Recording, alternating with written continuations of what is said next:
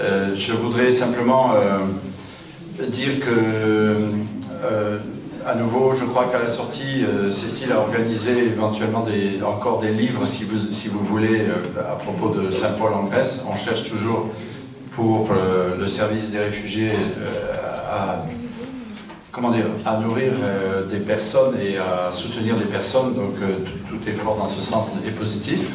La deuxième chose, c'est que les sessions se préparent de juillet et d'août.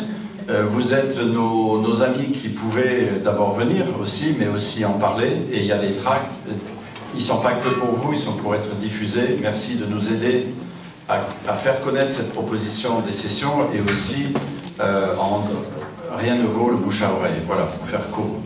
Le dernier point, c'est, je rappelle que du 1er au 4 mai, on est une petite équipe de 5 personnes qui prépareront la retraite, une retraite de 3 jours, 3 nuits, entre le 1er et le 4 mai, précisément, au Bec et Loing, à 1h30 de Paris. C'est très heureux comme expérience de silence, de démarche personnelle et de liberté. Le thème, l'axe, le fil rouge, c'est entre mesure et démesure de notre monde, à tous les niveaux, dans tous les plans, choisir en liberté. Comment? Voilà. On va essayer de s'entraider dans le silence, mais aussi avec un certain accompagnement, à vivre de façon plus libre au cœur de ce monde et en responsable, quelles que soient les responsabilités et engagements qu'on a. Je voudrais aussi faire un petit signe à un ami qui est ici, qui s'appelle Philippe. Pour moi, c'est une grande fête, parce que d'abord, c'est son anniversaire. Et avec son... ça fait 40 ans qu'on ne s'est pas vus, on était ensemble au séminaire, et c'est une fête d'être là et de t'accueillir, et demain d'aller ensemble aussi parler écologie au campus de la transition. Avec Michel, militante extra, voilà, bravo, à bientôt. Bon anniversaire. Merci. Et comment tu vas? Justement, on cherche pour Michel qui a quelques difficultés aussi de fatigue de marche, et pour Philippe, à la sortie, dans la fin de notre soirée, un petit coup de voiture pour ceux qui pourraient, pour les ramener pas très loin d'ailleurs. À l'hôpital Cochin. À l'hôpital Cochin, voilà. Si quelqu'un peut faire ça, ce serait très sympa.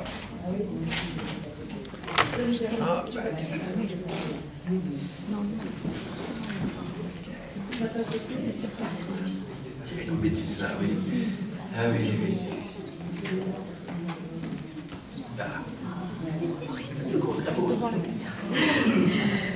Alors, nous avons la joie d'accueillir aujourd'hui le peintre Malel pour cette conférence qui se distingue des précédentes par la place qu'on va accorder au regard.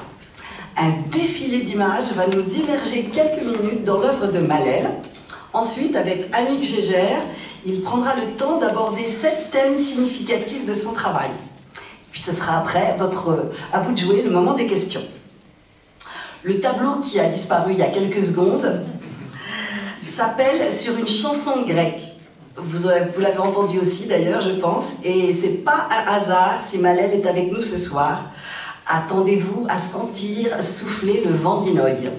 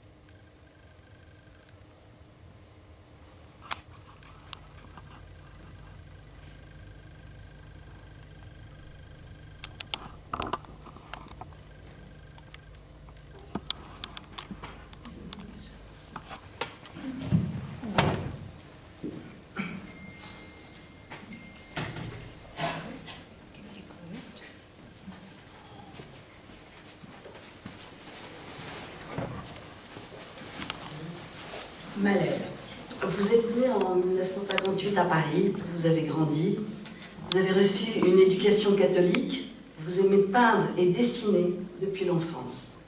Votre père lui-même peignait, il vous emmenait dans les galeries, au contact des œuvres.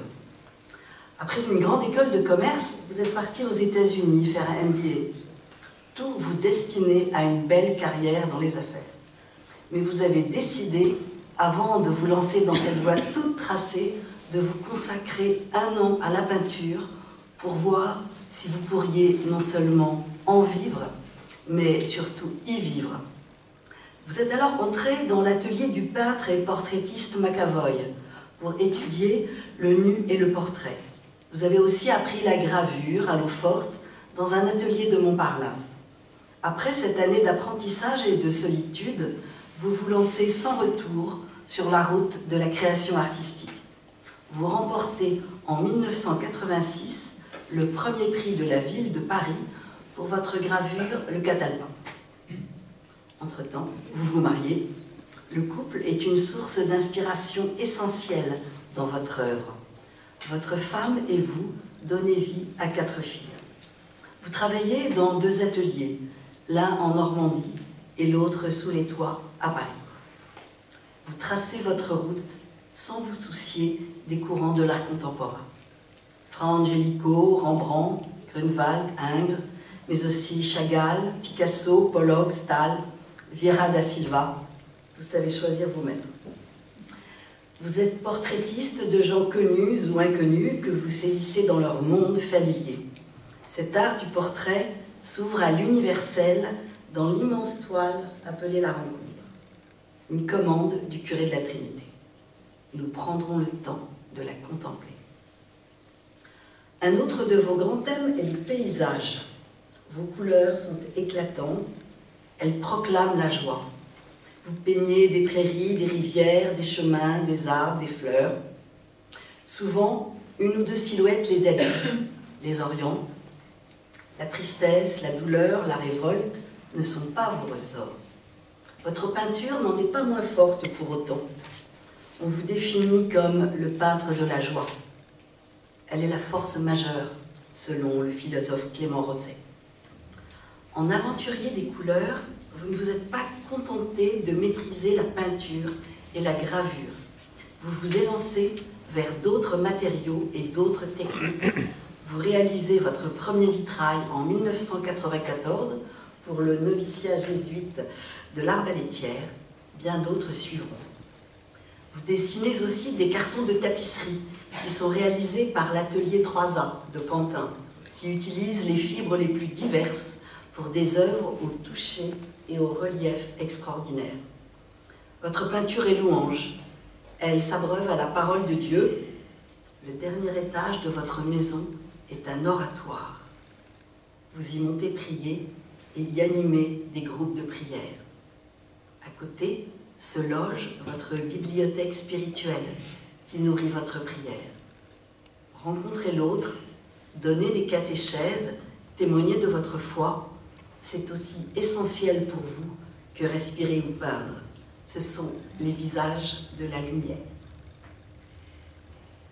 Alors, maintenant, nous allons dialoguer sur 7 thèmes que nous avons choisis avec Annie pour découvrir un peu plus en profondeur l'œuvre de Malèle dont vous avez eu un avant-goût.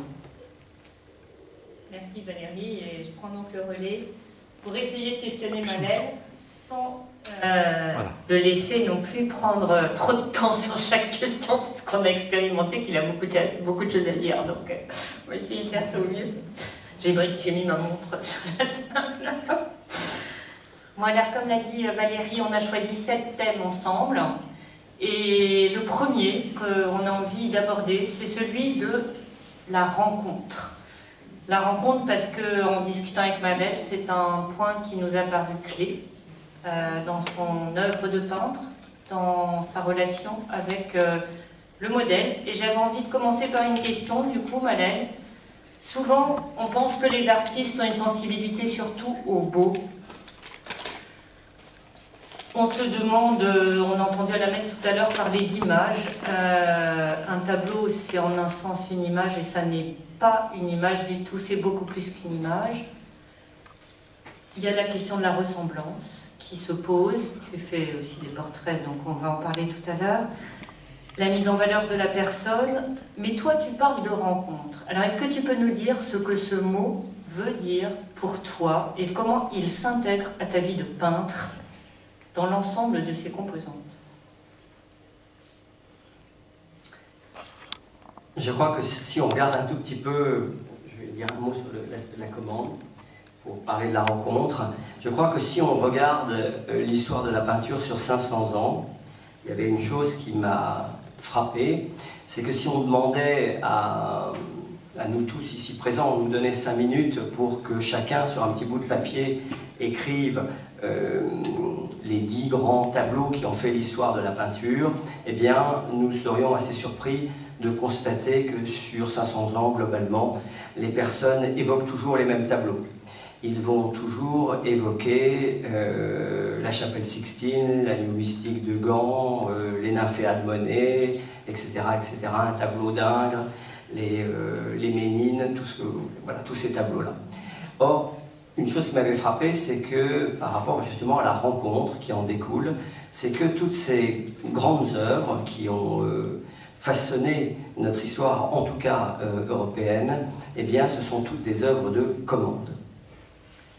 C'est-à-dire, là où je veux en arriver, c'est que finalement, il m'a semblé dès le départ que c'est l'autre qui me libère. C'est la rencontre qui va faire que l'être humain a quelque chose à donner et à apporter aux autres et qui va justement traverser les siècles et va rester intéressant, va rester vital, j'irais même jusqu'à dire vital, pour les autres générations. C'est donc la commande qui me paraît source des meilleures œuvres, en tout cas des très grandes œuvres. Et pourquoi? C'est parce qu'il y a quelqu'un, il y a le peintre ou l'atelier du peintre et quelqu'un en face qui appelle et qui attend. Et on vit à ce moment-là, comme on peut vivre dans toutes les formes de rencontres et donc d'amour, que c'est l'autre qui me permet de donner le meilleur de moi-même. Et ça, c'est dans la commande. Il faut se rappeler que même dans l'œuvre de Monet, dans les Nymphéas, eh bien, c'est Clémenceau qui a été chercher Monet. Donc même quand Monet arrive à parler de la sérénité de l'eau, des fleurs, des Nymphéas, eh bien, il y a un appel. Et ça, c'est quelque chose, c'est la même chose dans les portraits. Eh bien, c'est quand il y a quelqu'un en face de moi qui attend, qui demande quelque chose, que je vais donner le meilleur de moi-même. Ça n'est pas quand je suis seul. Et la pire des choses, à la fois pour le public, c'est à la fois pour nous tous, et pour le peintre, c'est quand le peintre est laissé tout seul dans son atelier, à rechercher tout seul son inspiration, et à se croire tout seul comme s'il faisait une œuvre pour lui-même. Donc pas d'idolâtrie du peintre pour lui-même, mais une question de rencontre, d'attente de la commande. Derrière cette commande, il peut y avoir un visage, un regard, un mystère. Est-ce que tu peux nous dire quel est ton rapport au beau face à cette question du mystère?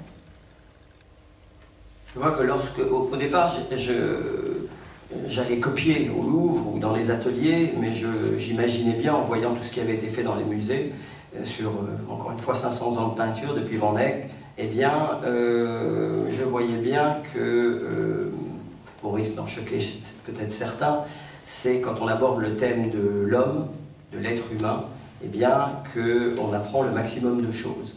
Et donc c'est pour ça que j'ai commencé à, dès le départ, non pas faire des paysages ou des natures mortes, c'est arrivé bien plus tard, mais à aller dans les ateliers pour travailler l'aspect de l'être humain. Et ça, bien, j'entendais une voix qui, au fond de moi, me disait c'est dans l'être humain, c'est dans l'autre que tu vas comprendre où est le beau, mais le beau, si on peut le résumer en disant que c'est la splendeur du vrai, c'est bien dans l'être humain, dans l'autre, qu'on va cheminer vers ce qu'est la vérité, vers le beau. Et donc, il me semblait dès le départ que de s'atteler au problème du portrait, eh bien, allait me faire tout découvrir. C'est pour ça que j'ai commencé au départ à faire des portraits. Et du coup, sur ces portraits, une question clé, souvent on attend une ressemblance. Comment sortir de cet enjeu qui ressemblerait plutôt à une photographie quel est l'enjeu du vivant dans l'autre que peut capter un peintre? En quoi une œuvre de peinture est autre chose qu'une photo? Je peux raconter une anecdote. J'étais donc dans l'atelier de McAvoy qui avait réalisé le grand portrait de Monterland, de Gide, de Gaulle, de Ionesco, de je ne sais pas qui. Et j'avais 22 ans, 23 ans, et il corrigeait les esquisses, les peintures, les dessins à la fin de la semaine. J'avais fait une étude assez belle, j'étais content de moi, une étude d'avenue, et tout le monde se disait sans doute que j'allais recevoir des tas de compliments du maître pendant le vendredi, la séance de correction. Je me mets au dernier rang, faussement modeste, et j'attends le brouhaha de ceux qui disent au maître, là, le dessin de Maël, il est quand même vraiment bien, regardez, le modèle est vraiment ressemblant, c'est un très beau modèle. Bon, je ne dis rien, et j'entends le maître devant moi, je voyais que de dos, me dire à tout le monde, oui, il est très bien ce dessin, Maël, vous viendrez me voir après la correction. Bon, alors là, je me suis dit qu'il allait m'arriver quand même quelque chose, et je vais donc, voir, il va avoir 70 ans à l'époque, et il me dit, vous êtes content de vous, n'est-ce pas? L'étude est très réussie, elle est très ressemblante, c'est un très beau dessin.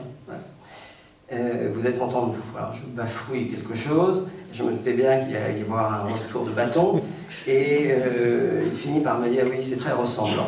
Puis après, il regarde par terre et il dit, cette ressemblance si chère aux familles. Et là, j'ai jamais oublié ce qu'il me disait. Pourquoi? Parce que ce qu'il me disait, c'est la ressemblance, vous avez un don, Maël, pour prendre la ressemblance. Mais si vous vous arrêtez à la ressemblance, vous n'apporterez rien. Vous n'apporterez rien. Autant, je prends moi-même beaucoup de photos pour mon propre plaisir, toujours des visages, mais autant, pour simplifier, et n'y voyez pas quelque chose de négatif, autant je pourrais dire que le photographe constate, mais le peintre invente, et c'est lorsque le peintre regarde quelqu'un et essaye d'y voir, essaye d'entendre, je dirais Dieu dire « il est unique à mes yeux et je l'aime », qu'à ce moment-là, le peintre a la chance d'aller bien au-delà de la représentation photographique. La chance du peintre, c'est d'aller bien au-delà d'une représentation photographique. Et il faut ne pas avoir eu un pinceau entre les mains pour croire que dans les portraits d'Ingres ou de Madame Vigée-Lebrun et tous les portraits connus du Titien, eh bien c'est une représentation exacte et réelle. Je pourrais montrer point par point en quoi tous ces portraits sont des inventions complètes. Là où les ombres dans la réalité sont grises, ils les font rose ou bleu. Et ça n'est jamais dans les portraits qu'a pu faire Vermeer, ça n'est jamais une représentation réelle. À ce moment-là, le peintre ajoute quelque chose, bien au-delà de la ressemblance, et alors sa chance, c'est de respecter le modèle et de comprendre en quoi ce modèle est unique aux yeux de Dieu et en quoi il est bien au-delà d'une représentation simplement physique qu'il a devant lui. Et tout l'enjeu du portrait, c'est d'essayer de trouver justement cet amour, ce potentiel d'amour. Quand je fais un portrait, j'essaye d'entendre une voix qui me dit « regarde-le, regarde-la ». Elle est un véritable potentiel d'amour et c'est à toi à montrer ce qui est vivant en elle, en quoi cette personne peut aimer et être aimée. Donc en fait, ce portrait, c'est quelque chose qui nous appelle à nous ouvrir à l'incarnation dans ton regard de peintre. Comment tu peux aller, certes, tu parles d'amour, l'appel à aimer l'autre, mais oser regarder la face plus dans l'ombre, plus, nous on a médité tout à l'heure sur les textes qui nous appelaient à aller regarder notre part intouchable, celle qui n'est pas aussi belle à voir et souvent un peu durement d'ailleurs jugée par nous-mêmes. Comment tu vas aller regarder le cri de l'être? Je ne sais pas si je vais aller regarder son cri. Parce que quand les séances de pause durent non pas 5-6 fois, mais 30 ou 40 fois, eh bien, on apprend à s'apprivoiser mutuellement. Et donc, la personne, je l'apprivoise, elle m'apprivoise. Les 6 ou 7 premières, 8 premières séances de pause ne sont que des séances un peu ennuyeuses, où on tâtonne. Et c'est après que les vraies choses commencent. Je peux raconter encore une fois une anecdote que je ne m'apprêtais pas à raconter, mais une fois une femme vient dans l'atelier, demande son portrait, et au milieu de la rencontre, elle me dit, elle devait avoir 40 ans, elle avait été un ancien modèle, et un ancien mannequin, et elle me dit moi, ce qui m'intéresse dans votre peinture, c'est tout l'aspect spirituel, c'est toute la chance que vous donnez à l'amour, et au fond, quand mon mari et moi nous voulons mon portrait, eh bien, c'est l'âme intérieure qui compte. Je vous fais confiance, on verra. Et puis à la fin, elle quitte l'atelier en me disant « Ah oui, j'ai une autre demande, c'est que j'aimerais que ça soit un nu. » Bon, comme j'avais fait du nu pendant 4 heures par jour, pendant 5 ans, un de plus, un de moins, c'est pas ça ce qui va changer grand-chose.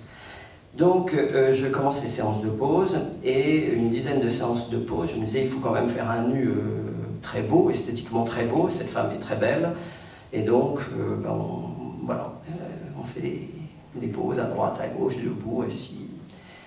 Vous notez bien qu'il y avait quelque chose qui n'allait pas très bien, je recherchais la meilleure chose esthétique, le plus beau portrait esthétique. Et puis à un moment donné, le téléphone sonne, et pour faire court, cette femme, je me rends compte que cette femme, on va interrompre la séance et qu'elle va partir dans un hôpital. Je ne pose pas de questions, le lendemain on recommence, même scénario, elle part, on interrompt la séance, elle repart à l'hôpital, elle me dit il faut que je file à l'hôpital. Vous imaginez quand même qu'au bout de la 3e séance, j'ai demandé ce qui allait se passer et si ça allait recommencer à chaque fois. Et donc, elle m'a dit, bah, écoutez, c'est voilà, plus de 3 fois par semaine, 4 fois, je vais à l'hôpital pour m'occuper de personnes en soins palliatifs. Vous imaginez qu'à ce moment-là, le portrait n'est plus une ressemblance physique. Les conversations ont changé du tout au tout, et c'est dans la rencontre, dans toutes les conversations que nous avons fini d'ailleurs, j'ai posé mon crayon, nous avons fini par aller nous occuper d'enfants myopathes ensemble et aller faire le tour de certaines chambres dans l'hôpital où elle travaillait. Et à ce moment-là, l'enjeu du portrait est complètement différent, puisqu'il s'agit de voir bien au-delà de la peau et de l'apparence extérieure. Donc on l'a compris, tu cherches à donner le beau et à trouver cette face lumineuse des personnes.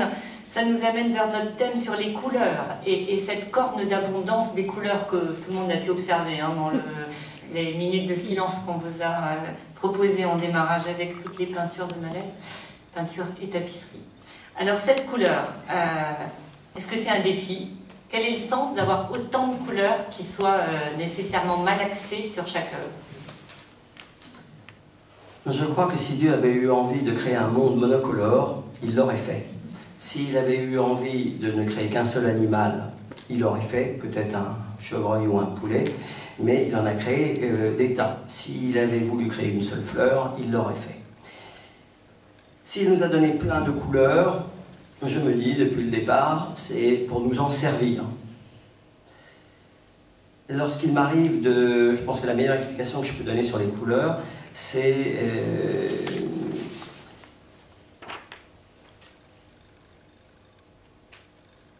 de voir que dans un jardin, il y a plein de fleurs. Je peux parler ? Oui, bien sûr. Dans un jardin, il y a plein de fleurs.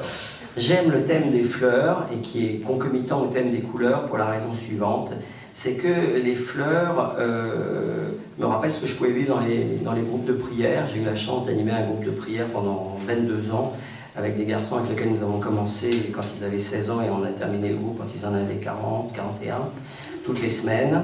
Eh bien, on s'aperçoit à ce moment-là que chacun est vulnérable. On peut difficilement se retrouver toutes les semaines pendant 22 ans sans vivre que chacun est fragile, chacun est vulnérable, mais au fond, c'est notre chance à tous. Eh bien, la fleur me fait vivre, j'ai beaucoup jardiné, planté, eh bien, me fait vivre que, comme les êtres humains, la fleur, elle naît d'une graine, elle grandit comme dans l'adolescence, elle fleurit avec un moment extraordinaire, et puis elle se fane, elle est vulnérable au vent, à la pluie, à beaucoup de choses. Et la fleur, eh bien, elle vit dans un jardin avec plein d'autres fleurs.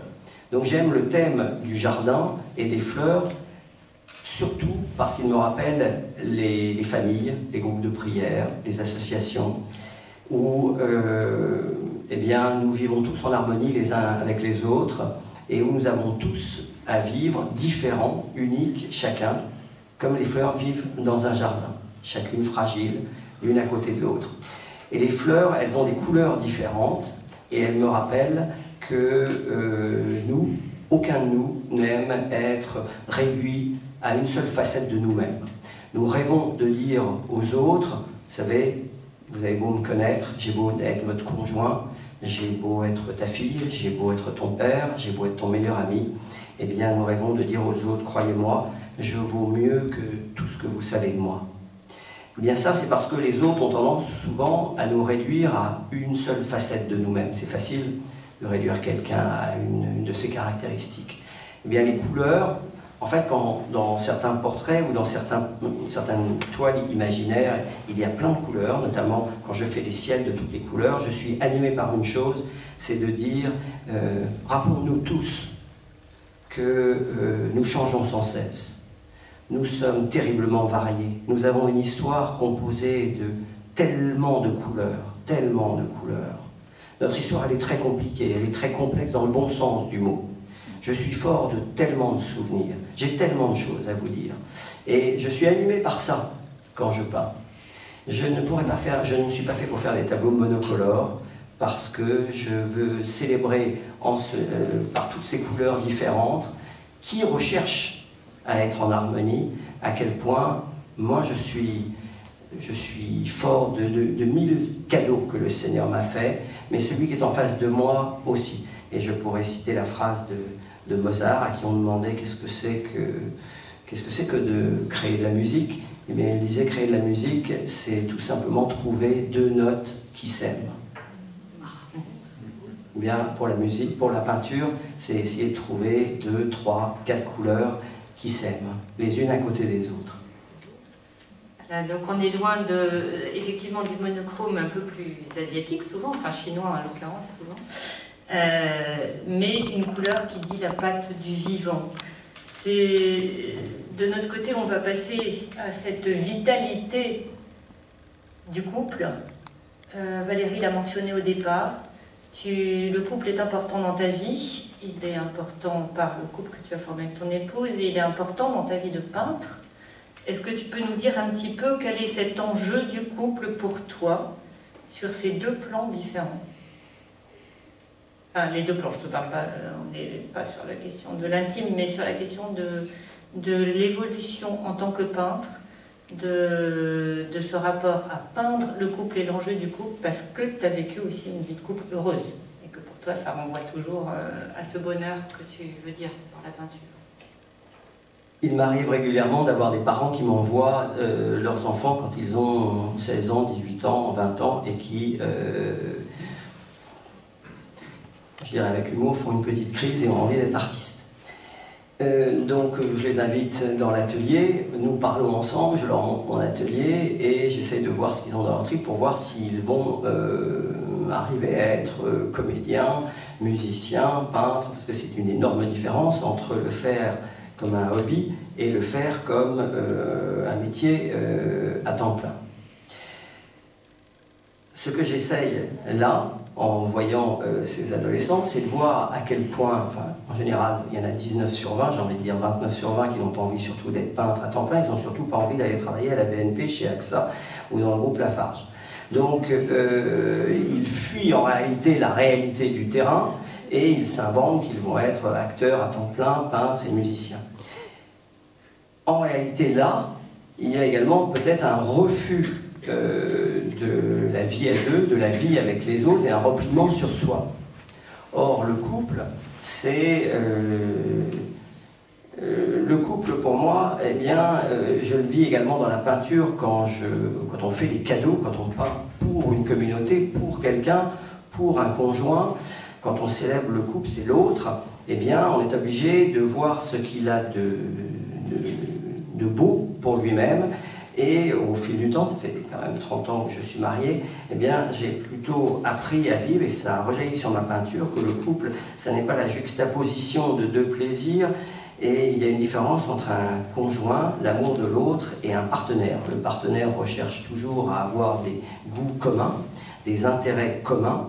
On peut avoir un partenaire de tennis, un partenaire sexuel, un partenaire artistique, mais l'autre, le conjoint, eh bien, demande à ce que on sache se soucier de lui ou d'elle pour lui et pour elle-même. C'est quand on arrive à souhaiter ça que, je pense, on commence à comprendre ce que c'est que le couple dans un désintéressement qui va jusqu'à l'aimer pour lui-même et pas uniquement pour les choses que l'on peut faire par intérêt commun. Donc dans le couple, j'ai aimé dans la peinture essayer de montrer que l'artiste n'est pas fait pour vivre seul et qu'il est au contraire fait pour parler de l'autre, pour essayer de trouver véritablement ce qu'il a de beau, d'extraordinaire qui me dépasse moi complètement. Peut-être qu'on peut quand même compléter un petit peu sur le fait que la peinture n'est pas le tout d'une vie familiale. Est-ce que tu peux nous dire comment ça se pose? Tout le monde a en tête la chanson « J'aurais voulu être un artiste », tu viens de le mentionner, et ça induit souvent un peu ce que vivent peut-être ceux qui sont dans le sacerdoce aussi. Il y a une impression que c'est au-dessus du reste, au-dessus d'une vie d'homme normal, comme tu l'évoques. Dans une famille, comment tes enfants te regardent en tant que père et pas seulement en tant que peintre connu, dont le nom sera placé dans un musée, etc.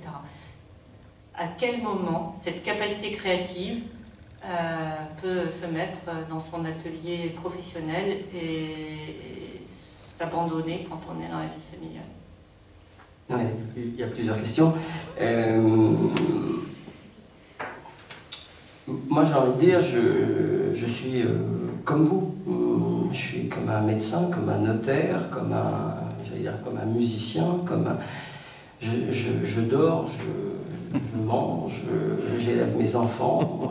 Souvent, ma femme est exaspérée parce qu'on lui dit « Mais alors, est-ce qu'il se réveille la nuit? Est-ce qu'il va sur les toits et il trouve de l'inspiration ?»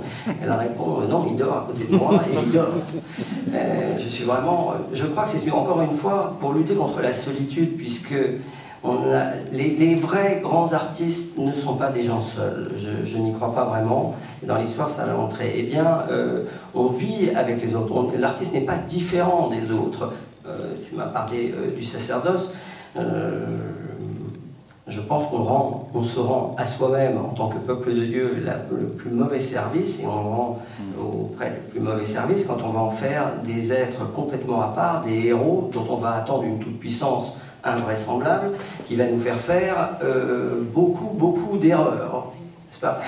Et donc, je le vois aussi quand je témoigne dans des groupes de prière. Demain, je vais aller témoigner auprès du chemin neuf à Tigerie, demain matin. Eh bien, on peut donner dans les groupes, ça m'est arrivé plein de fois, c'est l'expérience que je vais vous dire, on peut donner, on me demande comment est-ce que vous priez dans votre oratoire, comment vous animez des groupes de prière, qu'est-ce que vous dites à des recommençants, etc. Eh bien, je donne des pistes, comme je l'ai fait dans des groupes de prière pendant 20 ans, je donne des pistes, mais je le vois dans les yeux de ceux à qui je parle. Je dis, oui, quand j'avais 22 ans, j'allais à la messe tous les jours, et ainsi de suite, je prie comme ça. Mais il y a un moment donné où ça décroche. Et c'est simple. Pourquoi est-ce que ça décroche? C'est parce qu'il y a un moment donné, je le dis dans les yeux, oui, mais lui, c'est un artiste. Il peut bien prier, il a le temps. Et à ce moment-là, lui, il peut bien se confesser, il a le temps, c'est un artiste. Et à ce moment-là, il y a « je ne suis plus comme vous ». Mais j'ai envie de vous dire, non, lisez les biographies des peintres, vous allez voir, ils ne sont pas des êtres à part. C'est pas vrai. C'est bien ce qu'on voulait pouvoir partager de cette vie particulière. Et on va maintenant passer sur des thèmes qui seront un peu plus symboliques aussi et profondément ancrés dans cette expérience de la foi. Tu travailles beaucoup sur l'eau. L'eau est un élément que tu apprécies. On a failli mettre, je ne sais plus si c'est pas une photo qu'on a mise d'ailleurs sur le flyer, où tu peins les pieds dans l'eau, tellement ça t'importe d'être vraiment en lien direct, en prise directe. Est-ce que tu peux nous dire quelle est ta source? C'est le cas de le dire. Alors, ma source, elle est simple. Je crois que comme je n'étais absolument pas fait pour vivre seul, c'est pas du tout mon tempérament, on l'a compris. Et je trouvais, aujourd'hui je trouve, dans l'atelier quand je travaille avec un maître verrier en Allemagne, eh bien je trouve une joie extraordinaire à travailler avec tous les artisans qu'il y a chez le maître verrier. Même chose quand je fais de la tapisserie avec les lissiers, même chose quand je fais un portrait parce qu'il y a quelqu'un en face de moi. Eh bien,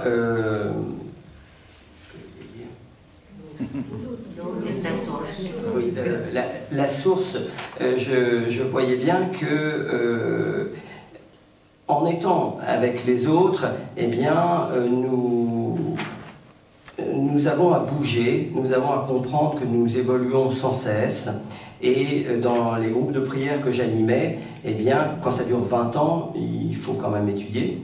On ne peut pas faire que de l'émotion. Et en étudiant de la théologie, toutes sortes de choses, en faisant beaucoup d'ecclésiologie et d'histoire de l'Église, je notais que eh bien, notre peuple chrétien sur 2000 ans a heureusement, par moments, écouté l'Esprit Saint, et l'Esprit Saint l'a fait copieusement bouger. Et j'espère d'ailleurs qu'il va continuer à bouger. Et donc, loin de ce fixisme, pour moi, la tradition, c'est ce qui bouge, c'est ce qui fait que l'Esprit Saint nous fait tous bouger.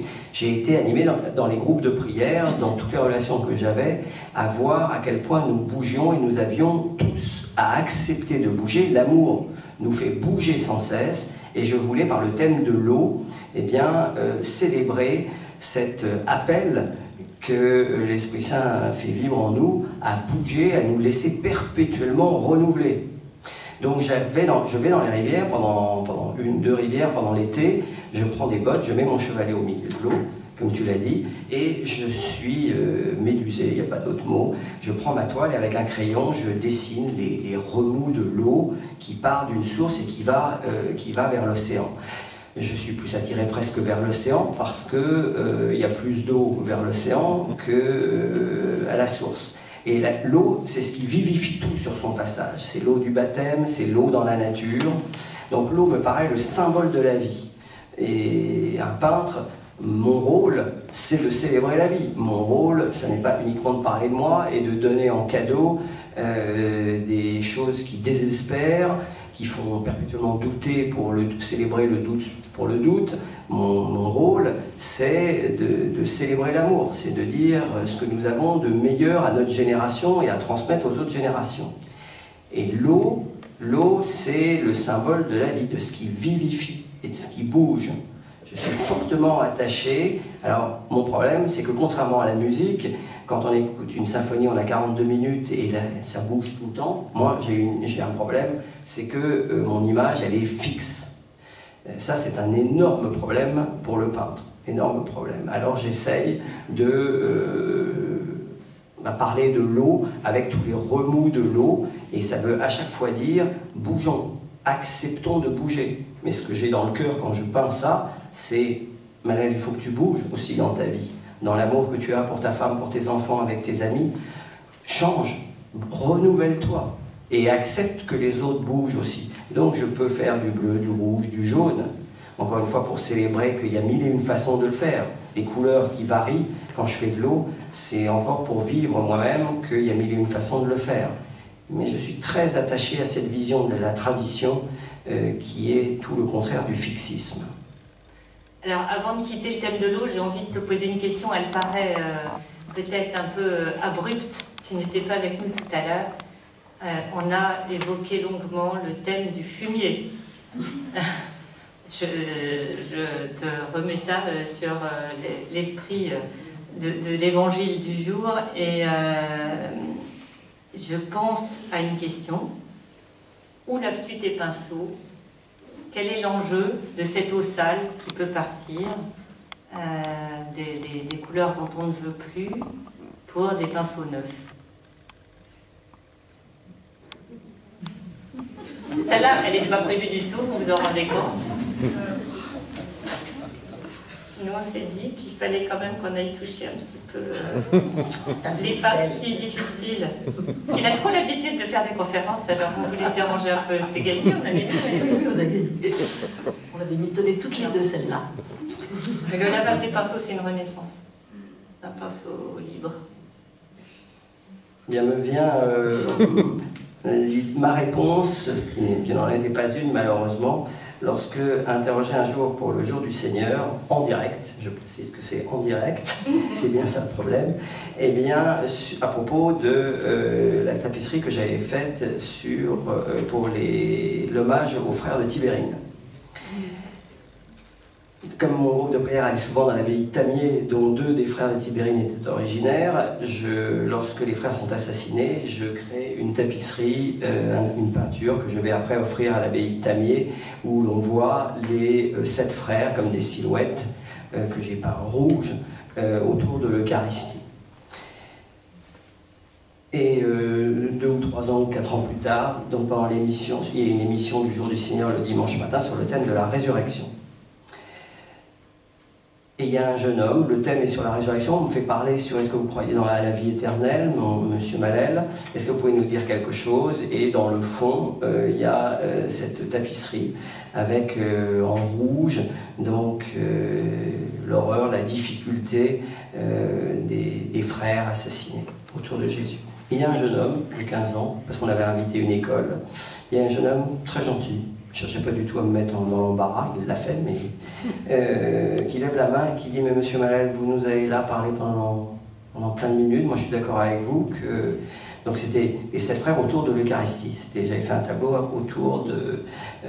pendant un moment d'adoration, le cœur du tableau était tout blanc, irradiant de lumière, voilà. Et il me dit « Mais je ne comprends pas parce que vous nous avez dit que les frères étaient en mission, qu'ils étaient sauvés, qu'ils étaient avec Jésus. » Et Jésus, vous l'avez fait tout blanc au centre, il rayonne. Et les frères, vous les avez laissés en rouge. Pourquoi est-ce que vous ne les avez pas fait blancs comme Jésus? Et à ce moment-là, on voit en direct. Je ne sais pas quoi dire. Et je ne sais pas quoi dire, et je serais finalement obligé de dire aux garçons que 4 ou 5 ans après, oui, je n'aborderai pas le thème de la souffrance. Oui, avec le temps qui aura passé, eh bien, j'aurais fait la peinture que j'ai fait en hommage aux frères de Tibérine. J'aurais fait les frères en blanc, de la même couleur que le Christ au centre, irradiant avec lui, sauvant les hommes, et en mission exactement avec lui. Donc mes pinceaux sales, ou la souffrance, ou les choses difficiles, eh bien, je dirais que j'ai tendance à essayer de les nettoyer par moi-même. Est-ce que j'ai besoin, il y a eu un thème, il y a eu un tableau où on voit un homme qui crie. Je crois que je ne suis pas fait pour ça. Je crois que je suis fait pour nettoyer mes pinceaux un peu tout seul et à donner autre chose aux êtres humains quand je peins. Et pour le résumer d'une autre manière, je crois que souvent dans la peinture, notamment au XXe siècle, on a cultivé en matière artistique le questionnement, le doute pour le doute, la provocation, mais le doute pour le doute, le questionnement pour le questionnement. Qu'est-ce que je peux dire, moi, en tant que père, peut-être par moment en tant qu'accompagnateur ou berger de groupe de prière, mais je reprendrai l'image pour l'enfant, c'est que quand un enfant est tout petit, qu'il se prend à votre cou et qu'il vous dit « Papa, est-ce que tu m'aimes ?» c'est peut-être pas le moment de lui dire « Ta question est très très intéressante, mais il n'y a pas de certitude, il n'y a pas de vérité, il n'y a que le doute et le questionnement qui comptent, on en restera à ta question, et donc qui pourrait bien être sûr d'une réponse ?» Je pense qu'on prend l'enfant dans ses bras, on l'embrasse 18 fois et on lui dit ce qui est l'engagement « Oui, je t'aime ». Et à ce moment-là, on est passeur d'amour, on est passeur de confiance pour l'autre, et c'est ce que j'essaye de faire dans ma peinture. Donc les pinceaux sales ou la souffrance, ben, je ne suis pas fait pour le donner aux autres, ou je ne suis pas fait pour en témoigner. Non, mais tu as parfaitement rejoint ce qu'on a évoqué tout à l'heure en prière, c'est-à-dire le pinceau sale n'est pas à partager nécessairement en tant que tel, mais nourrit l'œuvre suivante par le travail personnel que tu vis. Alors, l'eau, on a vu que tu aimais son chemin. Je pourrais juste quelque chose qui me vient naturellement à l'esprit. Je crois profondément que Jésus n'est pas venu sur terre pour cultiver la souffrance pour la souffrance. D'ailleurs, il a demandé que cette épreuve passe loin de lui. Je crois qu'avant tout, Jésus est venu nous parler de son Père, de nous dire de nous aimer les uns les autres et de nous promettre qu'il y a une vie après la mort et que nous allons ressusciter. La souffrance pour la souffrance ne me paraît pas le point le plus intéressant de nos vies. Même si chacun de nous peut souffrir, chacun de nous peut avoir des maladies, j'ai moi-même traversé une maladie très grave, eh bien, je pense que j'ai autre chose à faire, que j'ai mieux à donner, j'ai à donner plus de confiance à ceux qui vivent autour de moi, à leur faire dire oui, ça va bien se terminer. Au fond, le message du christianisme, c'est quoi? C'est que ça va bien se terminer. C'est ça, quand même, le fond du christianisme. Ça peut se résumer à ça. Eh bien, moi, en tant que peintre, c'est au fond par tous les biais, que ce soit l'eau, le chemin, les fleurs, l'être humain, l'enfant, j'ai envie de dire, croyons tous ensemble que ça va bien se terminer. Alors c'est intéressant cette expression que tu utilises, parce qu'elle nous permet d'aborder le thème qu'on avait pris dans la suite, qui était celui du chemin. On a vu que tu aimais le tracé de l'eau, de la source à l'océan, mais il y a des chemins qui sont les chemins plus terriens, que nous empruntons les uns et les autres et qui sont une autre composante forte de ton œuvre. Est-ce que tu peux nous dire comment tu construis cet enjeu d'un chemin qui porte, on voit la personne de dos, porte vers l'avenir, et d'autres chemins où tu es dans l'accueil, le fils prodigue qu'on attend de loin, dans les deux sens. On a un enjeu de distance à parcourir, de patience, de temps. Comment est-ce que ça se construit pour toi? Pas en tant que nous, non pas c'est toi qui choisis parce qu'il y a les deux choses. Elle me posait une question sur moi qui vais vers un chemin, sur un chemin, et quelqu'un qui viendrait vers moi sur un chemin. Vous verrez dans les tableaux qu'on a présentés, il y a les deux figures. Le thème du chemin, je suis le chemin, la vérité et la vie, il y a certaines paroles, une fois qu'on vous les a dites, elles sont ancrées en vous, elles y restent, et c'est le cas de le dire, elles font leur chemin. Dans les forêts, je me promène souvent, eh bien, le thème du chemin, encore une fois, c'est donner de la confiance en soi, révéler à l'autre son potentiel. Je suis animé par ça, et après je trouve des thèmes pour le dire aux autres. Donc le thème du chemin, c'est de dire à un adolescent, n'aie pas peur, va sur ton chemin, tu ne peux pas rester statique. Tu ne peux pas rester statique. Ma vie, je vous fais une confidence, quand j'avais 22 ans, je ne sais pas pourquoi, ne me demandez d'ailleurs pas pourquoi, parce que je ne saurais pas y répondre, en rentrant des États-Unis, je vais à la messe tous les jours. Ça me distrayait un peu des cours de nu, de visage, des paysages, de la gravure, donc j'allais à la messe tous les jours. Voilà, jusqu'au jour où un prêtre vient me voir et me dit, jeune homme, bon, on vous voit tous les jours, là, il s'agirait sans doute que vous preniez une décision.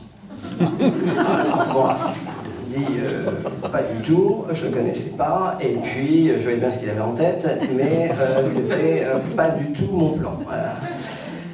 Alors il ne se laisse pas démonter, le lendemain il me dit, est-ce que vous avez réfléchi? Je dis oui, j'ai réfléchi, je continuerai à venir à la messe ici, et voilà. Et il me dit, bah, écoutez, si vous ne voulez pas parler d'une certaine décision, eh bien vous pourriez aller donner aux autres ce que vous avez compris, ce que vous ressentez, qui vous avez trouvé, etc. À ça, j'étais un peu plus embêté. Et j'ai compris qu'à ce moment-là, eh bien, oui, il fallait aller redonner aux autres ce que l'on avait trouvé. Et que si j'étais en chemin, si j'avais trouvé quelqu'un sur mon chemin, si je réalisais que être chrétien, c'est être l'ami de Jésus et avoir fait, comme on dit, la rencontre, c'est pas du tout d'avoir compris un catalogue de valeurs chrétiennes. Il n'y a rien qui m'exaspère plus que le terme de valeurs chrétiennes. Je ne pense pas que Jésus soit venu sur la terre pour des valeurs. Eh bien, de faire la rencontre, d'avoir quelqu'un sur son chemin, c'est ça ce qui m'a animé, puisque après, j'ai décidé d'aller fonder des groupes de prière et d'aller témoigner de qui avait été sur mon chemin, qui j'avais rencontré, avec qui je bâtissais une relation même s'il était invisible. Et c'est comme ça que j'ai commencé à aller dans les aumôneries et à parler de la prière et à fonder les groupes de prière. Donc le thème du chemin, c'est de se dire je vais vers quelqu'un, je vais vers ma destinée, je vais vers ce qui m'est promis. Et ça, il s'agit à ce moment-là de donner confiance. Quand je fais des peintures là-dessus, c'est pour donner confiance à ceux qui sont autour de moi. C'est oui, ne restez pas. Quand je vous ai raconté l'histoire au début aller à la messe, en fait le prêtre, la bonne idée c'était ne restez pas là, bougez. Bougez, allez sur votre chemin, allez en parler à d'autres, ne restez pas là. Et en fait, il avait raison en ça. C'est ne pas bouger, c'est par moments très contraire à l'amour. On vit sur son nombril. Alors le peintre ne peut pas vivre comme l'être humain sur son nombril.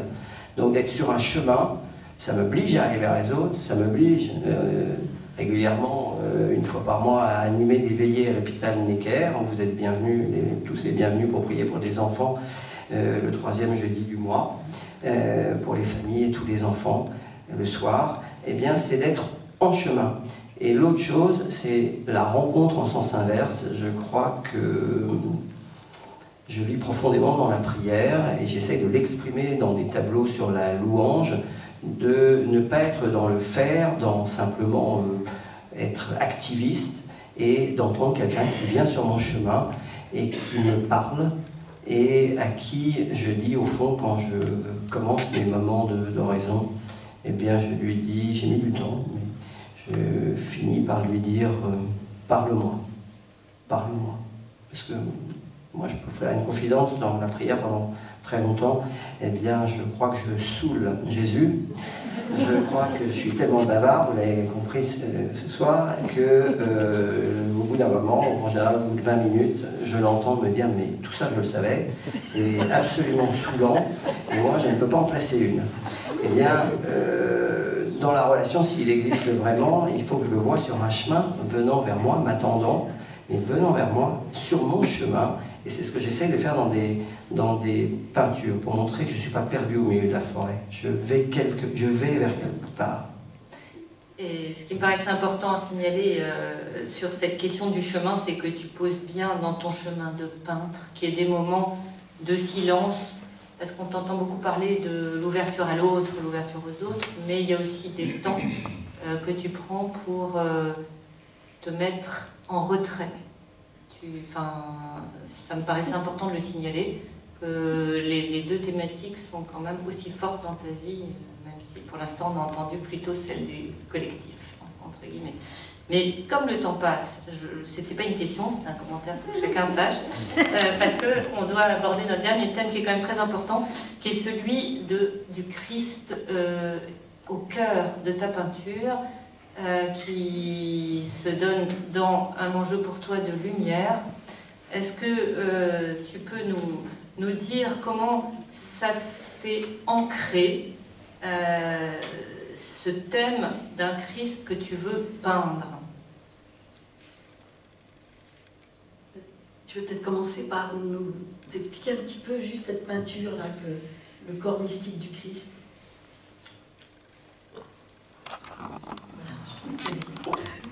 C'est une peinture abstraite qui n'est pas si difficile à comprendre. Je m'imaginais le corps du Christ, je suis très attaché à la notion dans Vatican II de peuple de Dieu et de corps mystique du Christ.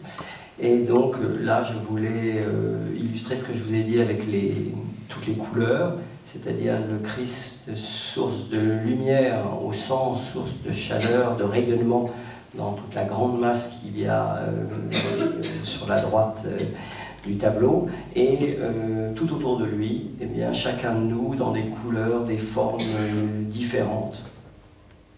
Et l'enjeu, c'est bien évidemment d'essayer de trouver une harmonie pour que le corps marche bien, et une harmonie entre toutes ces couleurs.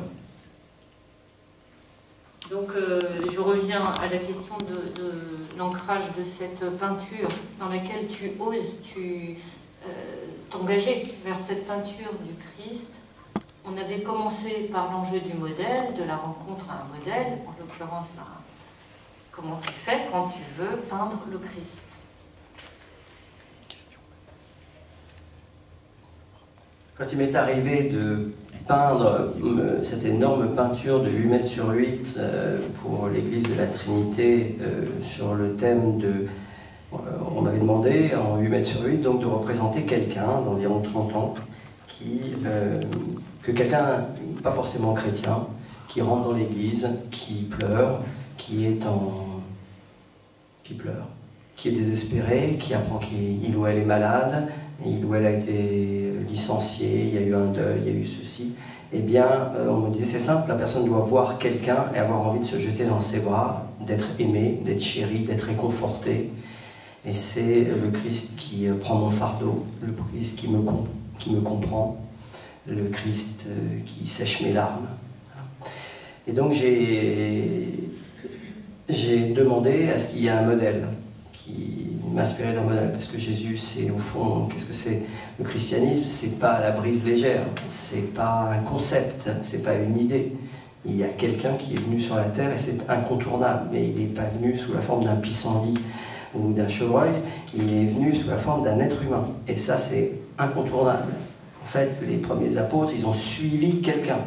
Donc, l'incarnation m'a toujours paru la chance de l'être humain, et en fait le christianisme c'est comme les premiers apôtres, de suivre Jésus, de s'attacher à lui, parce qu'on peut en dire d'autres. Et donc moi j'avais besoin, je ne peux pas faire quelque chose de simplement abstrait, de simplement suranné, et donc je travaille à chaque fois avec un modèle. Après je quitte le modèle, mais j'ai besoin que s'incarne le Christ, qu'il s'incarne. Et pour vous donner une idée, à chaque fois que j'ai travaillé avec des modèles, eh bien, j'ai senti toujours l'Esprit Saint passer. C'est comme si le Seigneur je vais vous donner 2 exemples, c'est comme si le Seigneur me faisait vivre qu'en travaillant avec quelqu'un pour dire quelque chose sur lui, eh bien, j'allais trouver, il allait murmurer par cette personne des choses que je n'aurais jamais trouvé tout seul dans ma peinture. Jamais. J'ai rencontré une fois, j'étais dans le métro, je prends un ticket de métro, je vois quelqu'un qui est assis en face de moi, un jeune homme, un Américain qui avait une grande barbe, des grands cheveux, et après j'ai appris qu'effectivement sa femme était pendant 3 mois à Paris, lui il n'avait strictement rien à faire. Je me dis que j'avais une commande à ce moment-là pour un Christ et pour le disciple bien-aimé au pied de la croix. Voilà quelle était la commande. Et je écris sur un petit bout de ticket de métro mon numéro de téléphone, je lui dis que j'ai une commande et ce qu'il veut bien poser, je le rémunérerai, je lui ferai visiter l'atelier, puis je pars pour ne pas avoir l'air de le harceler. Il me rappelle le lendemain et il vient poser après pendant 3-4 mois, quasiment tous les jours, et nous commençons des dessins sur le thème du disciple bien-aimé. Alors d'abord, j'avais été chez Smith, on parlait américain, parce que je parlais couramment américain, et il mettait des post-it partout, il n'avait jamais lu le Nouveau Testament, il me disait c'est une histoire qui est quand même mieux que Harry Potter, il y a des choses invraisemblables à toutes les pages, c'est beaucoup mieux qu'Harry Potter. Donc après il n'était pas très content parce qu'on posait pour le disciple bien-aimé au pied de la croix, il me demandait si on ne pouvait quand même pas poser pour le héros principal parce qu'il en avait marre de poser pour quelqu'un qui jouait les seconds rôles, mais là où il a été le plus intéressant, et c'est ça où c'est l'intérêt de l'incarnation quand on dessine, et pourquoi j'avais besoin d'un être humain en face de moi pour m'aider à peindre, c'est qu'un jour il me dit mais tu sais, si tout ce que tu m'as dit sur le disciple bien-aimé est vrai, eh bien moi ma grand-mère est morte en Californie il n'y a pas longtemps, et bien quand on l'a aidé à mourir, elle a mis plusieurs jours à mourir, toi tu me dis qu'il était au pied de la croix, et bien moi ma grand-mère, on n'a pas fait, toi tu veux tout le temps que je sois par terre, à pleurer, à être effondré, tu passes ton temps à ce que j'ai... Ben moi ma grand-mère, on lui prenait la main, on lui souriait, et on l'aidait à mourir. Donc moi j'aimerais bien une fois, puisqu'on s'imaginait, on posait dans un jardin public le long d'un arbre, pour essayer d'imaginer que Jésus était au-dessus en train de mourir, et bien il m'a dit, écoute, laisse-moi une fois regarder le haut de l'arbre, sourire, et avoir l'air d'aider cette personne à mourir. Moi je m'imaginais quand même que dans l'iconographie occidentale, faire un Saint-Jean, faire un disciple bien-aimé avec un grand sourire, ça allait quand même dénoter. Et on l'a quand même fait, parce que je me suis dit, finalement, l'Esprit Saint passe par lui, on me dit quelque chose. Oui, quand on aime quelqu'un, on l'aide à mourir. Et comment l'aide-t-on à mourir? Il y a peut-être dans l'histoire de notre Occident, on est peut-être trop doloriste. Il y a combien de peintres qui ont fait des peintures de crucifixion, de passion, de descente de croix? Très belle. Combien ont fait, mis à part Grunewald dans le musée Eisenheim, combien se sont continués de faire des résurrections? Je trouve qu'on pourrait peut-être faire quelque chose. Et je vous raconte, j'ai été interrogé une fois sur RCF pendant 1 heure, et la personne me dit, Béatrice Sautner, elle me dit, est-ce que vous avez un appel à lancer? Ben, je cherche, je dis oui, si vous voulez. Eh bien, on pourrait peut-être faire un jour, si ça intéresse des gens, des diocèses, des communautés, on pourrait peut-être faire une peinture sur le thème de la résurrection. Je vous rassure tout de suite, Michel Aupetit m'en avait parlé il y a bien avant qu'il soit évêque, et il m'avait dit, une fois, on fera quelque chose sur le thème, bien avant qu'il soit évêque, on fera quelque chose sur le thème de la résurrection. Puis, c'est resté lettre morte, on n'a pas été tellement plus loin. Et à RCF, je dis, on pourrait peut-être faire quelque chose sur le thème de la résurrection. Mais je vous dis tout de suite, comme la grande toile que j'ai faite pour la Trinité, où là il y avait la communauté de l'Emmanuel, dont je ne faisais pas partie, mais il y avait toute la communauté de l'Emmanuel qui m'aidait à peindre, et on me l'avait demandé pour la communauté. On me demandait de peindre en communauté pour la communauté. Et à RCF, je dis, ben, je lance un appel, mais moi je ne peux pas travailler tout seul. Si il n'y a pas de désir, s'il n'y a pas de demande, s'il n'y a pas d'élan pastoral, et que je peins tout seul dans mon atelier, mais qu'on n'en fasse rien après, ça n'a pas grand intérêt. Et donc elle donne mon numéro de téléphone, elle donne le numéro d'RCF, elle donne le mail, et elle dit, ben, on verra bien. J'ai reçu, en tout et pour tout, il y a quand même entre à peu près 1,5 million et 2 millions d'auditeurs, j'ai reçu un mail, et la radio aussi, un mail d'une femme au fin fond de la Lozère qui disait, si jamais cette peinture se fait, je prierai en silence pour que cette peinture soit une réussite. Aucune demande. Rien. Et donc, qu'est-ce que ça me dit? Eh bien, que quand de quel Jésus a-t-on besoin ou désire-t-on aujourd'hui? De qui veut-on parler? En tout cas, il semblerait qu'on soit, nous, dans l'histoire, pour les peintres, mais je pense beaucoup plus pour les communautés, pour le peuple de Dieu en général, eh bien, on n'en soit pas encore à un grand appétit de la résurrection. Voilà, c'est mon avis. Et donc, en tout cas, les peintres sont pas bons sur le sujet, mais je crois que globalement, aujourd'hui, le clergé, les communautés, le peuple de Dieu en général, eh bien, on n'est pas bon sur le thème de parler de Jésus et comment en parler aux autres. Alors, ça nous amène à juste un petit mot de conclusion avant de vous ouvrir l'espace de questions à Malel. Notre dernier point conclusif, c'était de te demander comment, dans la peinture, peut-on dire la paix?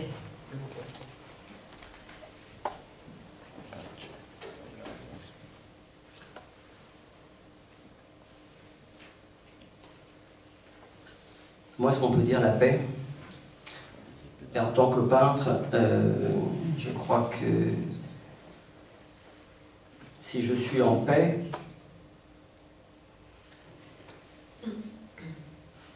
c'est qu'un autre que moi-même m'a pacifié. Je ne crois pas qu'on puisse se pacifier tout seul. C'est donc soit les autres par lesquels Dieu passe, soit le Seigneur lui-même. Donc, pour improviser sur cette question auquel je ne m'attendais pas, eh bien, je dirais c'est à moi, en tant que peintre, à donner aux autres des pistes pour se pacifier. Et c'est ce que j'essaie de dire à mes 4 filles en général, en boucle plutôt, choisissez des activités qui rassasient plutôt que la perpétuelle superficialité ou des choses qui ne rassasient pas parce que le temps passe et il est bon, quand on regarde sa vie un peu en arrière, de pouvoir avoir en tête des moments qui ont été rassasiants, qui nous ont rassasiés, qui prouvent qu'on est descendu jusqu'au fond de nous-mêmes et que là, eh bien, on a été nous-mêmes. On a été nous-mêmes. Donc dans ma peinture, j'essaie de donner aux autres ces pistes qui vont faire qu'ils vont être pacifiés, qu'ils vont plutôt se laisser pacifier par Dieu ou par les autres. Donc je pense que c'est de parler de Jésus, mais de parler de tous les cadeaux dont il ne faut pas se passer, tous les cadeaux qu'il nous a donnés, c'est-à-dire le couple, l'enfant, les fleurs, le ciel, tous les sujets positifs qui sont ces cadeaux. Et à force de donner ces cadeaux à un enfant, chaque enfant que nous sommes, ben on peut espérer que l'enfant finira par sourire en étant reconnaissant et en comprenant qui est, c'est-à-dire Dieu, qui est celui qui lui a donné tous ces cadeaux. Merci Malène.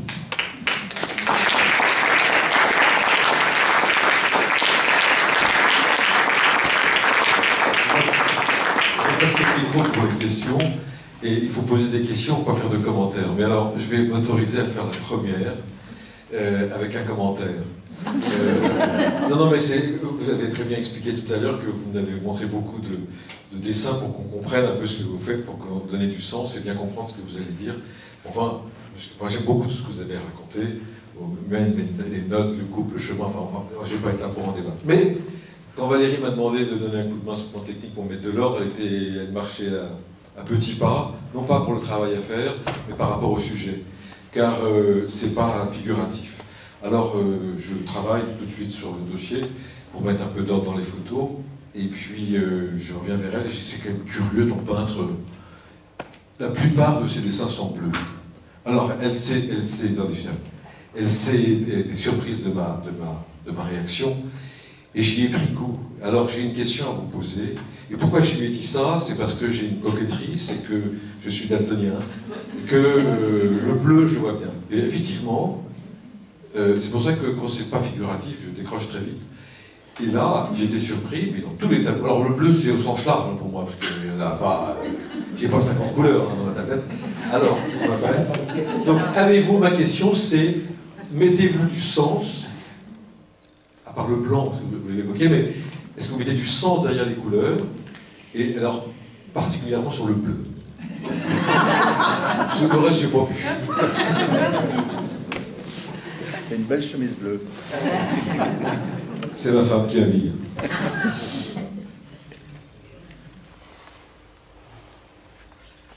Je n'utilise pas de noir, sauf quand je fais de la gravure. Parce que voilà, la tradition veut qu'on fasse des gravures, on utilise de l'encre noire, bien qu'il y ait des eaux fortes avec de l'encre bleue ou violette. Non, j'attache pas de valeur particulière aux couleurs, parce que je reprends ce que j'ai dit tout à l'heure. Pour moi, c'est véritablement l'harmonie des couleurs qui compte, et c'est surtout pas d'en avoir qu'une. Et donc, je cherche toujours, quand je commence une toile, je commence avec une couleur, le dessin est fait en dessous, mais je commence avec une couleur. Dès que j'ai posé un orange quelque part, j'en pose à 2 ou 3 endroits, et immédiatement me vient le challenge, c'est de me dire et après. Et donc après, je choisis la couleur qui me paraît chanter ou qui me paraît en harmonie avec cet orange. Je pose un vert, et une fois que j'ai posé un vert, je commence à discerner est-ce qu'il va y avoir beaucoup de couleurs, pas beaucoup de couleurs, et c'est plutôt un arbitrage, un discernement sur combien de couleurs ensemble. Est-ce qu'il y en a une qui va prendre le dessus ou pas? Et souvent j'ai beaucoup de mal à ce qu'il y en ait une qui prenne le dessus. J'essaie de faire un équilibre avec plein de couleurs ensemble. Vous voyez, encore une fois, parce que je suis pétri de ça. Toute ma peinture, je l'ai, je ne vais pas dire tout, mais ma vie de famille, ma vie relationnelle, ce que j'ai vécu dans les hôpitaux, ce que j'ai vécu dans les abbayes, les rencontres que j'ai eues dans les groupes de prière, eh bien, tous les thèmes qui ont été abordés dans toutes ces années de catéchèse, dans toutes ces années de fraternité, m'ont donné les thèmes de ma peinture. Et il y en a eu un qui m'a marqué, qui était, à l'origine était un père abbé cistercien, qui regardait un groupe de prière et qui regardait un par un toutes les personnes, et qui a pris le temps de nous dire: une des bonnes pistes, c'est dans la vie ne pas chercher à se donner comme comme chemin de ne surtout pas dominer les autres, mais aussi ne pas se laisser dominer par les autres. Et donc les couleurs, eh bien j'essaie qu'il y en ait une, je suis réfractaire à ce qu'il y en ait une qui domine toutes les autres. Je suis complètement réfractaire, vous l'avez bien compris, au monocolore, et je n'en vis pas sous l'âge. Et donc, je suis pour essayer de trouver ces harmonies ensemble sans qu'une couleur domine les autres et sans que toutes les autres se laissent dominer par une seule. C'est plutôt l'harmonie de toutes les couleurs. Peu m'importe qu'il y ait un violet à côté d'un jaune ou d'un vert, je trouve une... Oui, je suis plutôt tourné, pour vous dire la vérité, je suis plutôt tourné vers les jaunes, les oranges, les roses et les rouges ensemble, parce qu'elles me semblent des couleurs chaudes qui portent à la joie. Autre question? Olivier.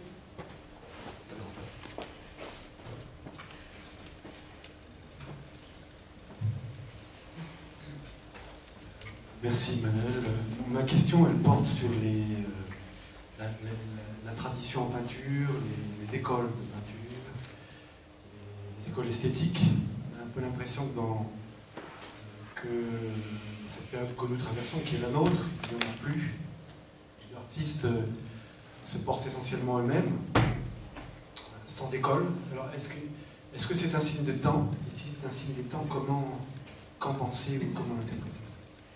Peut-être c'est pas vrai non plus. C'est une question.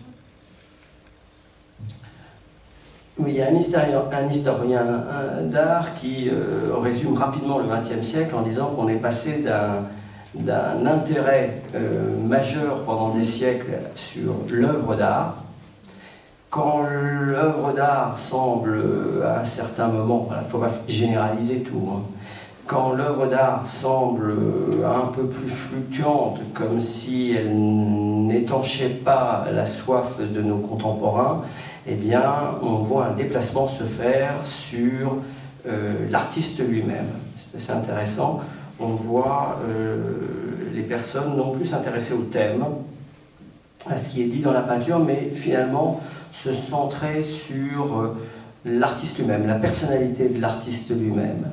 Et après, vers une seconde moitié du XXe siècle, carrément, quand la personnalité de l'artiste commence à être un peu emmerdante, tellement ils sont ou provocants, ou fous, ou pas tellement enviables, on va se déplacer vers le thème de créer. Et ne sera intéressant que l'aspect de créer.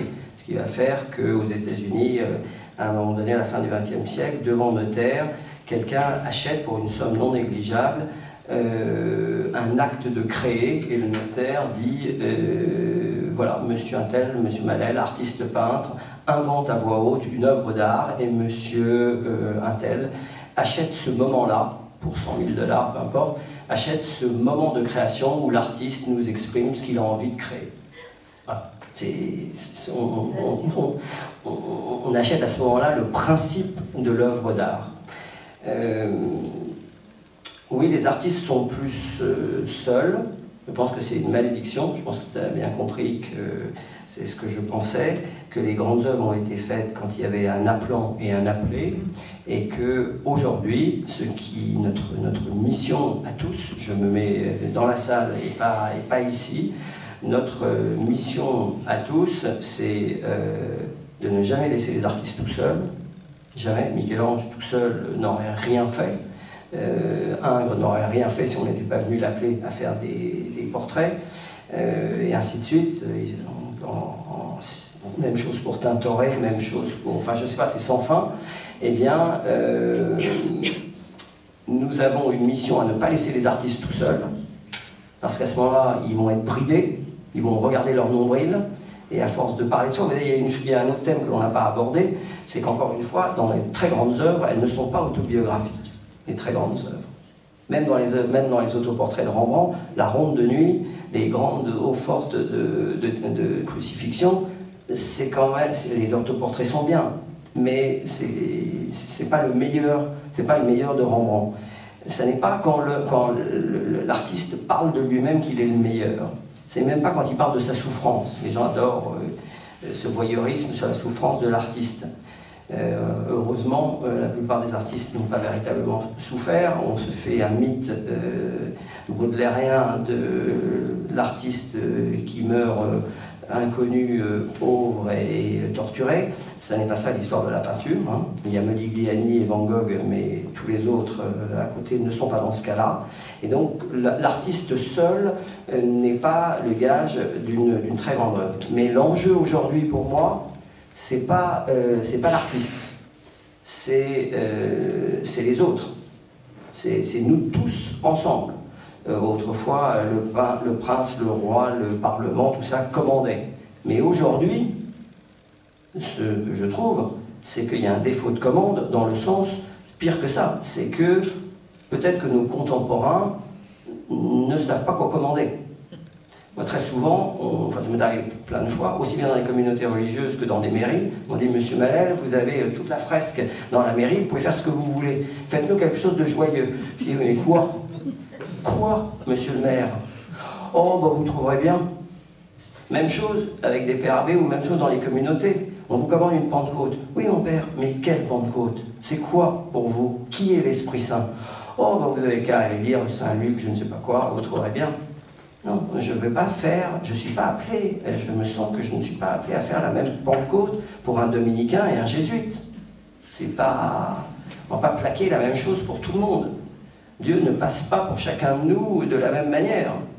Donc moi, je trouve qu'aujourd'hui, en réalité, il y a un défaut énorme du peuple de Dieu, de la collectivité, qui au fond, on pourrait presque dire, n'a pas de projet pastoral. Je vais être dur, et je vais aller jusque-là. Et c'est très rare que je trouve une mairie, une association, un PRAB, une communauté qui savent ce qu'ils veulent défendre, et qui sont capables de véritablement le partager et de vivre ce projet, avec moi. Je trouve qu'il y a un fort déficit. Et si je veux forcer le trait pour caricaturer, je dirais qu'on a quand même eu un concile extraordinaire, puisque De Gaulle disait, à qui on demandait quel est le grand événement du XXe siècle, il disait c'est le concile Vatican II. C'est pas l'arrivée de Gaulle au pouvoir en 1958. C'est le Concile Vatican II. On a un concile incroyable. Et il n'y a quasiment rien pour le célébrer en matière artistique. Qui peut me dire qu'il y a une symphonie, une fresque, une tapisserie, des vitraux? Quoi? Or, s'il n'y avait pas eu quelqu'un pour commander à Bach ses cantates, il n'y aurait pas les cantates. N'est-ce pas? Et donc, aujourd'hui, on a eu dans les 4 derniers pontificats un 0 pointé. Jean-Paul II a écrit une lettre, il y a une vague chapelle, etc. Mais c'est pas leur truc. C'est pas leur truc, ni Paul VI, ni Jean-Paul II, ni Benoît XVI, ni même François. L'art, c'est pas leur truc. Il n'y a pas de commande, mais je pense que c'est parce qu'il y a un défaut d'élan pastoral. Alors, une question encore, parce que je vois l'heure, mais on va pas bon, vous parlez merveilleusement de la création qui est en fait une rencontre qui valorise l'autre, la différence. Maintenant, quant à la place de l'artiste, bon, il ne peut pas être, je pense, à une place autre que la sienne. Donc, est-ce que la question n'est pas, en fait, l'écoute de l'artiste qui est en cause? Vraiment l'écoute infinie de l'artiste, l'écoute de l'autre. Et c'est là que ça se passe, la rencontre de création.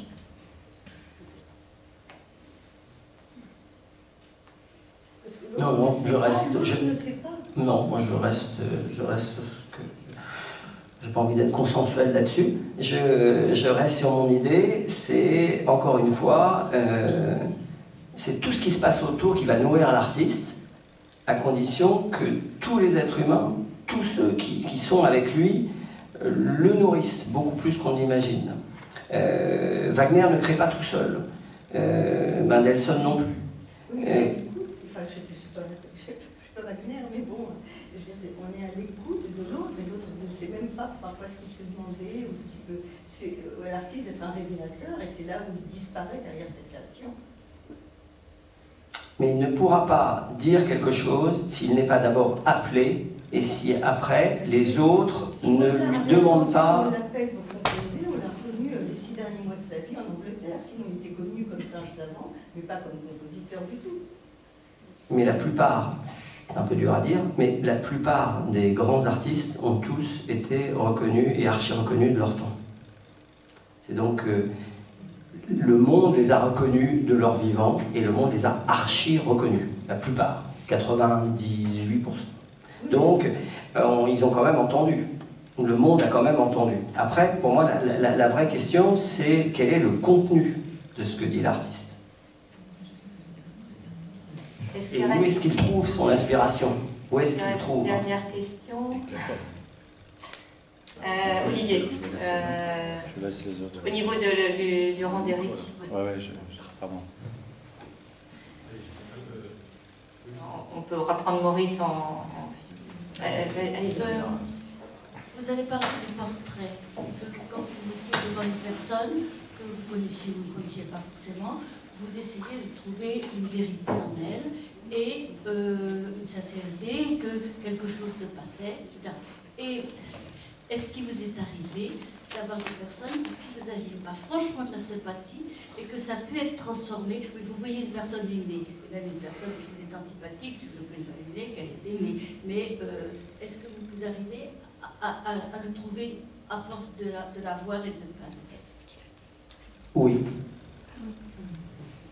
C'est même ce qui m'anime. Je ne peux pas vous dire autre chose, c'est ce qui m'anime. Quand je commence un portrait, je demande toujours à ce que la personne vienne dans l'atelier pour voir plein d'autres choses. Et ce que je vais essayer de voir, c'est si elle va me lâcher au milieu du guet pendant le processus du portrait. Parce qu'elle aurait peur, parce qu'elle va me pousser à faire quelque chose de timoré, et que finalement, elle ne va pas m'aider à considérer que je ne suis qu'un prétexte, elle n'est qu'un prétexte, et tous les deux, on a à célébrer la vie. Si elle ne veut pas y participer et qu'elle se ferme, je ne vais pas y arriver. Je ne suis pas un psychologue, ce n'est pas une séance de psychothérapie, mais néanmoins, nous avons tous les deux à essayer, je pense, de célébrer la vie. Et en quoi? En quoi elle consiste? Je n'en sais rien, mais la définition d'un mauvais portrait, c'est celui qui n'intéresse que la famille, et dont personne d'autre ne veut.